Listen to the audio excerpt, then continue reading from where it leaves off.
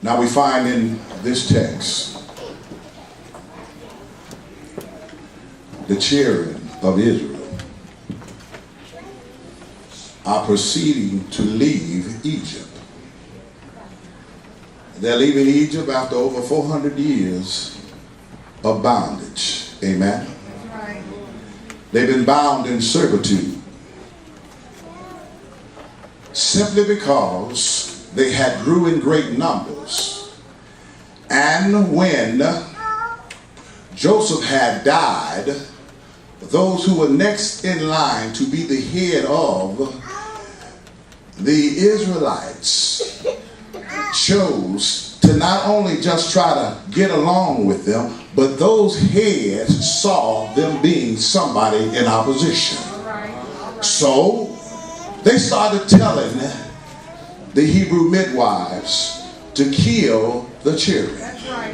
Don't let those sons live, because if they outgrow us, they might find themselves with a buddy plan with other nations.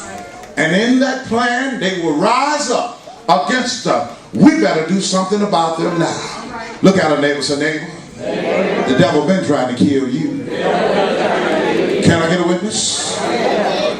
So we find here, God has already made a way for them to come up out of Egypt. And as they're coming out, God says to Moses not to take them by the way of the Philistine, because some people carry grudges. You know the Philistines, they still got an attitude. You know the Philistines, they still mad because of the fact that the children of the children of Israel had power and had God with them. And when God was with them, wherever God showed up, God showed out. Look at our neighbors and we're going to be talking a long time. When God ever shows up and you invite him, he shows out. So you might as well relax and let God do what he does. Amen. So here, this children of Israel has come up out of Egypt. Now watch this. When they came out, they didn't come out all by themselves. Look at a neighbor again. Say, neighbor, I'm going to be talking to you. When the devil lets you go, God is going to make assuredness that you shall get paid. You're going to get paid for time spent. When you walk out for God and with God. Oh, come on now. I say for God and with God. You got to know who you're working with. God understands everything you're going through, and whenever you decide to quit, come on now, you quit husbands, you quit wives, boyfriend, girlfriend, you quit jobs, but don't ever quit God. Quit the devil. When you quit the devil, there's benefits in serving a mighty God. Look at a neighbor, say, neighbor, I'm about to quit the devil. I'm about to quit the devil. I'm about to quit the devil. I'm about to quit the devil. See, the evidence that you quit the devil is you got a different walk, a different talk, a different attitude, a different mindset. And you don't have to tell nobody, I quit the devil. Folk will see a change in you. Folk will look at you like you crazy. What's wrong with you? You got your hair did or something? Because there's a sheen about you. There's a glory cloud all over you. Why? Because God has enveloped himself in you.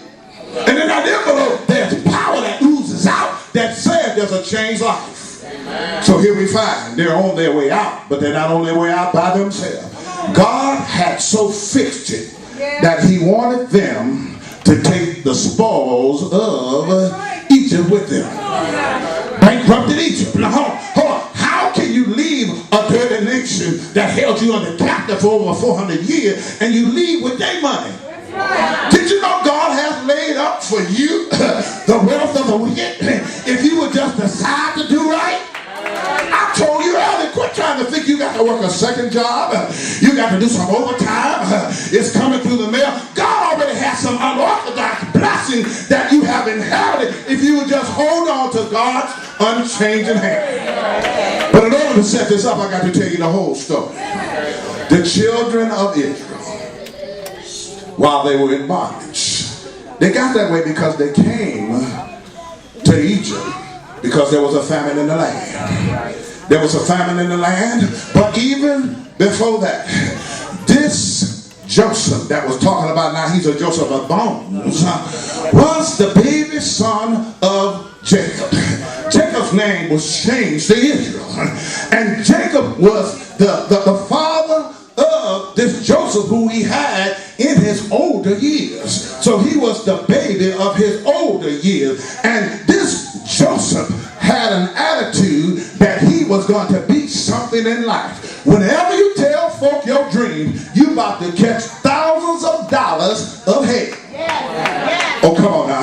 Oh, let me come down here and talk like I like to talk here, man. You see, whenever you expose your dreams to people, you're going to upset somebody. You're going to make somebody mad.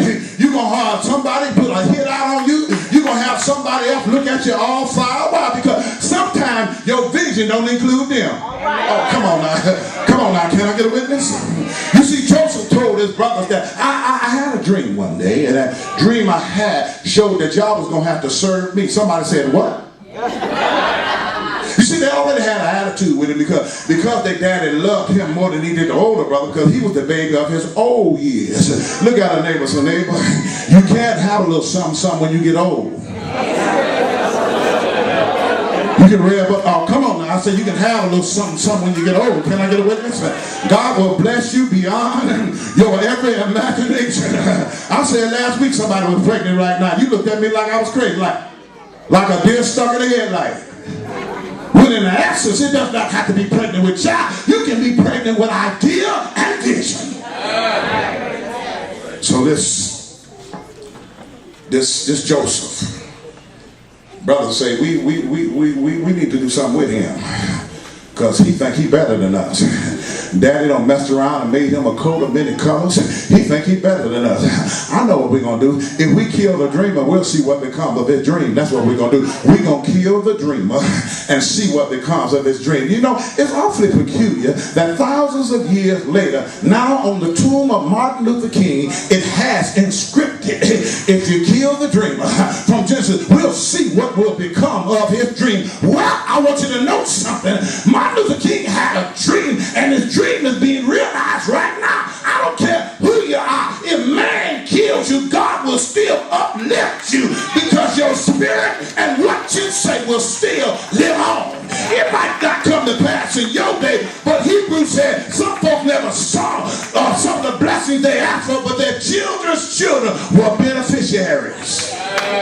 So this same Joseph, his brothers took him and they started to kill him. But one of them said, you know, we can't kill our brother. We can't do this. But what they did, they had him sold away in bondage, and they killed an animal and took that multicolored coat back to daddy and told their daddy, Jacob, now our brother's been eaten by an animal. And his daddy wept and he mourned. Why? Because his baby boy had been killed. Well, they sold that boy, and that boy went on a journey. See, some of you, the devil has on a journey. Who am I talking to? Anybody know you traveling with the devil right now? Now, see, that ain't a bad thing. See, you can be with the devil, but the devil don't have to be with you. What am I saying? See, it's all kind of hell around me, but hell ain't touching me. I go through hell every day, but it's not a part of my makeup. All right. Quit telling yourself I'm catching hell. Don't. You got to say, loose it and let it go. Loose it and let it go. Why are you trying to hold on to the devil's property? So the devil sometimes has you, but you're not his property. So they sold him out to bondage, and his first stop, he got a good job.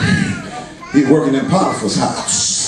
He got a good job, and then they sold him. But see, your gift will make room for you. I don't care what nobody say. Your gift will make room for you. Real cream rises up to the top, and it will change a dark situation. I said real cream. All right. Can I get it with it? Homogeneous. Can I get it with it? Real cream. So he got the Potiphar's house. And when he got the Potiphar's house, Potiphar's wife loved him. I ain't talking about no brotherly love. Agape, no, she loved him. She used to see him every day, that sweat bouncing up off his body as he was, doing his thing. And as he got... Let me talk to the ladies of the crowd. See, so you guys don't understand. He was a muscular man. He had it going on. He had a 32-inch waistline.